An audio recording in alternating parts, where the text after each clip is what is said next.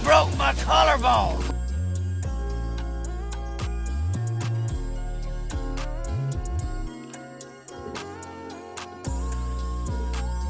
Adaptations. They can be tricky things for Hollywood to just get down, or so you think, considering how often they're frowned upon. Dragon Ball Evolution, Assassin's Creed, whoever watched it, Beautiful Disasters.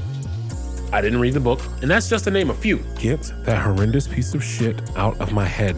When deciding whether or not something is good, in my opinion, I like to take a more nuanced approach. Not sure if I'm using that word right. One, is it a good adaptation? How faithful is it to the source material? And two, is it necessarily a good product on its own, so to speak? Because something can be incredibly faithful to the source material, but that doesn't necessarily mean it will translate well when you're transitioning it to whatever medium. Look at the Kim Possible live action, for example. The actor playing Ron Stoppable did as well of a job I believe anybody can do, because when you're reshaping an animated cartoon into a live action series or movie, I feel that you're inevitably going to lose some of that magic. The way the character looks, speaks, or even moves, it's all set a certain way to match the animation. Best case scenario when you're adapting that is for a one-to-one comparison, but that can take a lot of things that were lovably funny and turn them into a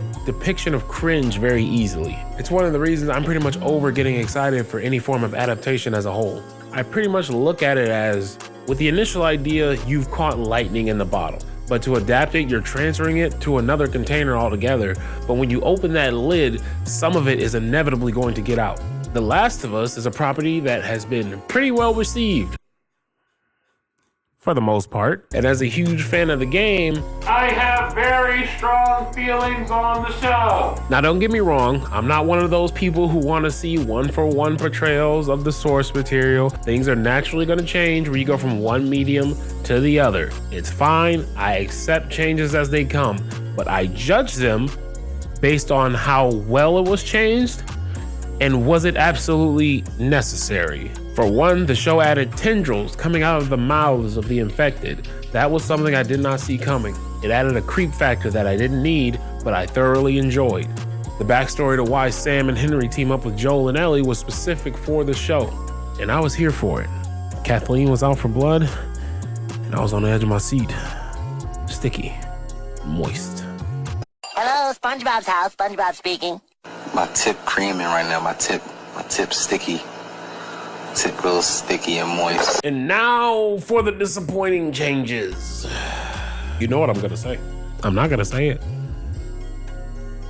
The spores. There was no reason to leave them out. The best I can rationalize it is, there's a rumor going around that actors don't want to have to cover their faces anymore because they want to be seen all the time. I mean, I get it. You have to stay famous. People have to know who you are. People have to know you're playing the character. The more recognizable you are, blah, blah, blah, blah, blah, blah, blah, blah.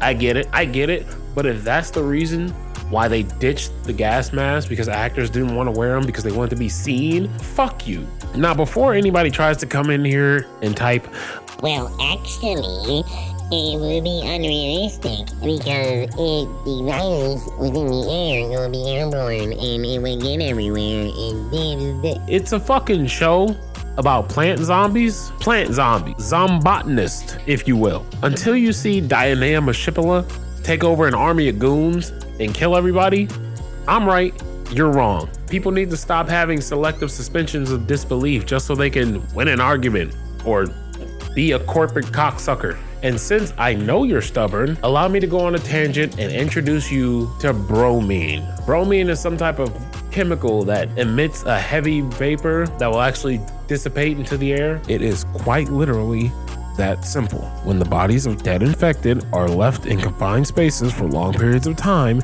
they emit spores with properties similar to bromine that in concentrated doses can infect the living, thus forcing our survivors to carry precious gas masks and resulting in some highly tense scenes, kinda like the video game. Imagine for a second, you see Joel, Daddy Pedro as the hoes call him, in a building full of spores, gas mask on. He comes across a man who is in a bit of a bad situation, resulting in his mask being broken. Now, Our hero has to decide between letting this man succumb to the infection after being exposed to all these spores in the air, letting this man become another crazed monster just to save on ammunition, or shooting him.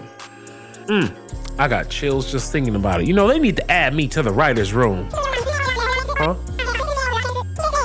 Oh, that's the choice you make in the game? Okay, never mind. Thought I had an original idea for a moment. Sounds pretty cool, doesn't it? That's a choice you make in the game. EA Sports. In the game. It actually took me a moment longer than I thought it would have to make that decision in the game, because I was contemplating saving on ammunition because I only had 4 bullets left. But then again, I didn't want the chance that this guy would come back later on as an infected and cause me hell. And for my final argument, because I can literally feel all none of you typing well actually in the comments, I'll just say this. A virus set in the 2020s that can travel through the air but isn't exactly everywhere all at once does sound unrealistic, doesn't it?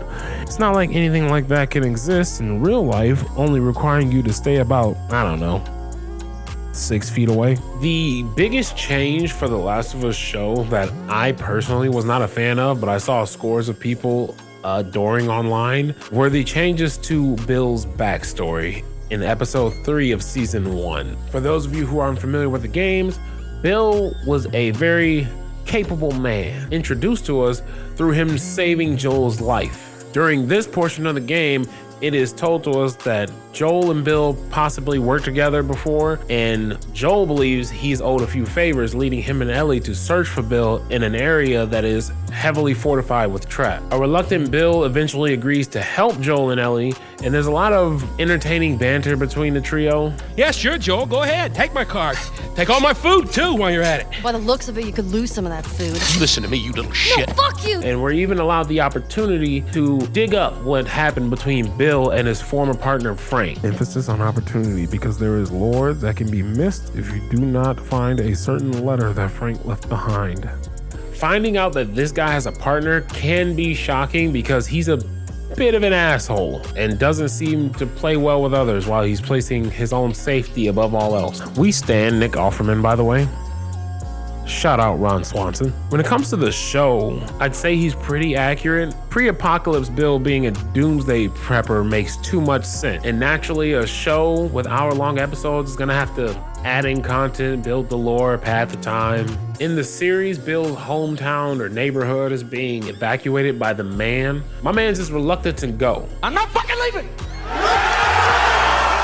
After hiding out for some time, Bill comes out from his cellar, instantly starts working on fortifications of his home, defenses, as well as giving himself the essentials once the grid goes down. Later on, we see him meet Frank, who was a victim to one of his trap holes. Being the flawed human that he is, Bill succumbs to his loneliness and decides to let Frank stay for a meal at least. And apparently, once being provided with a meal, Frank provides the chef with booty. Booty, getting some booty is more important than eating food. It's more important than drinking water. It's been less than 24 hours. Bro is so booty drunk, he's not even skeptical of the man he only met like a couple hours ago. All the paranoia went right out the fucking window. We see Bill and Frank's relationship develop over the years. Frank, being the social one, wants to have friends and invites Tess and Joel over for brunch.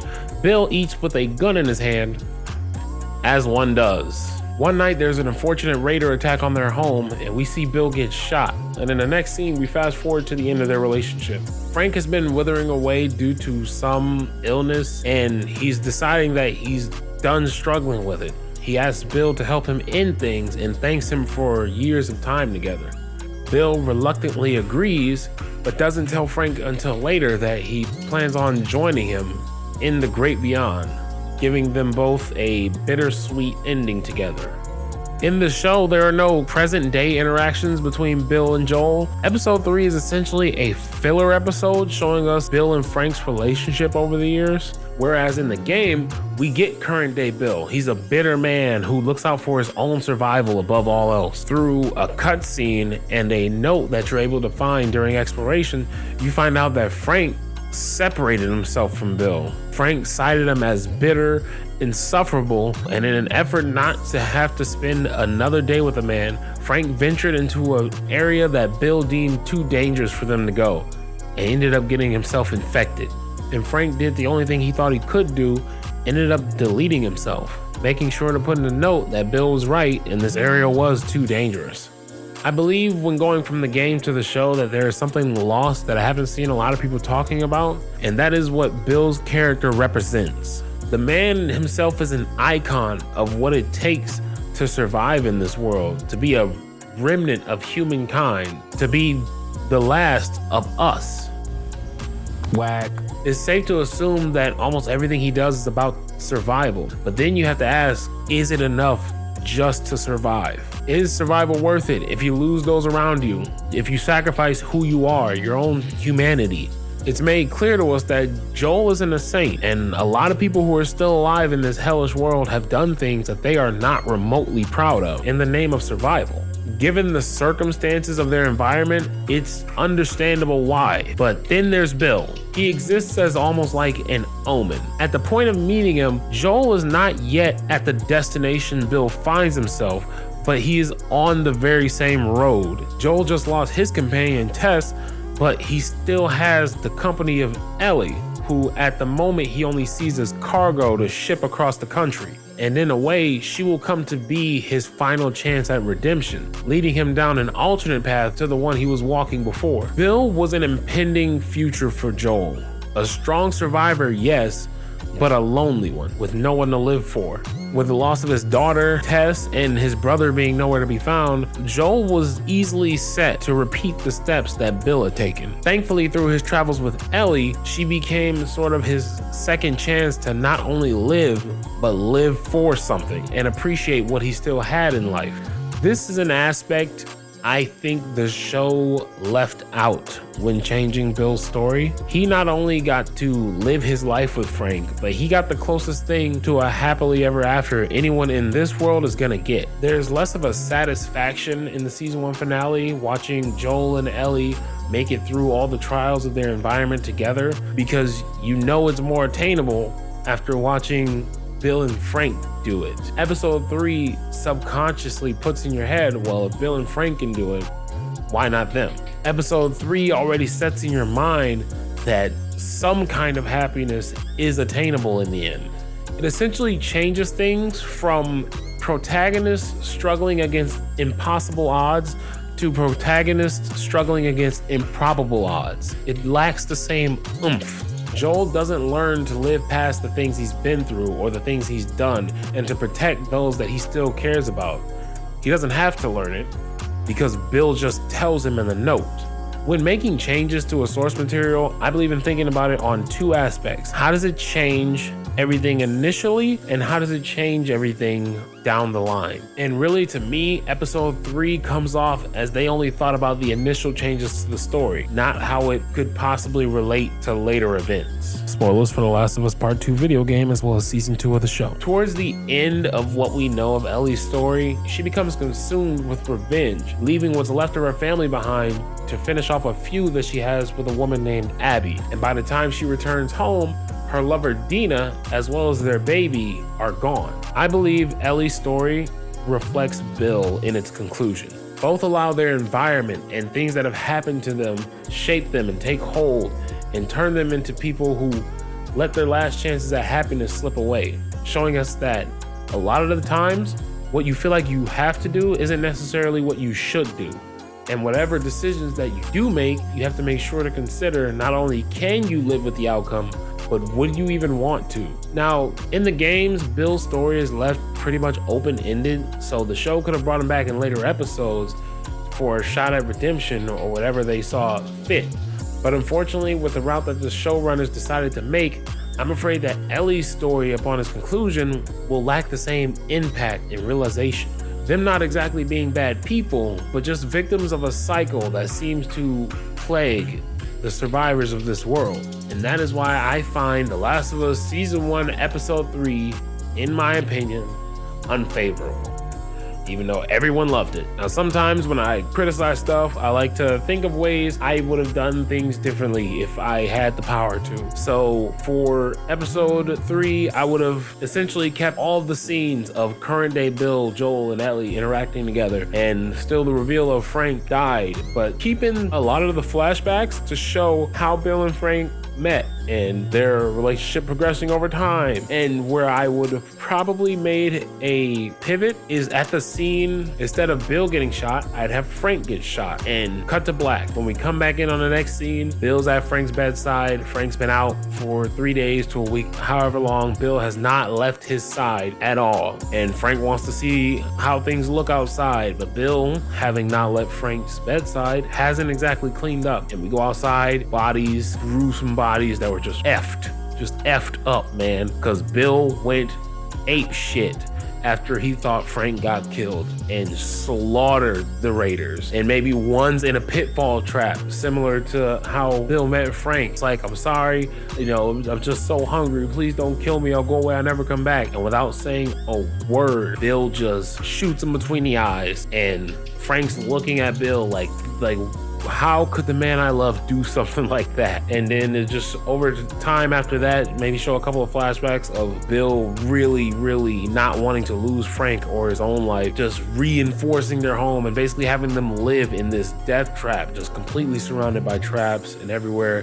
Frank's starting to feel like he's in prison rather than living his life with another man. And then progressing towards the end of the episode, when we find Frank, we get the flashback on their breakup fight or whatever, Frank deciding to leave. And I feel like that would have been a much better episode than the one we got. Hold on. I'm in my bag right now. This was just a topic, I guess, that I'm passionate about. And I don't know, I loved the Last of Us video game. And there are just things about the show that just, bothers me, I guess. So wanted to make a video on it. Any constructive criticism or whatever, feel free to leave it in the comments, like, subscribe, do the whole YouTube thing. Don't know what I might make another video on. There's a movie review that I recorded like years ago that I never uploaded.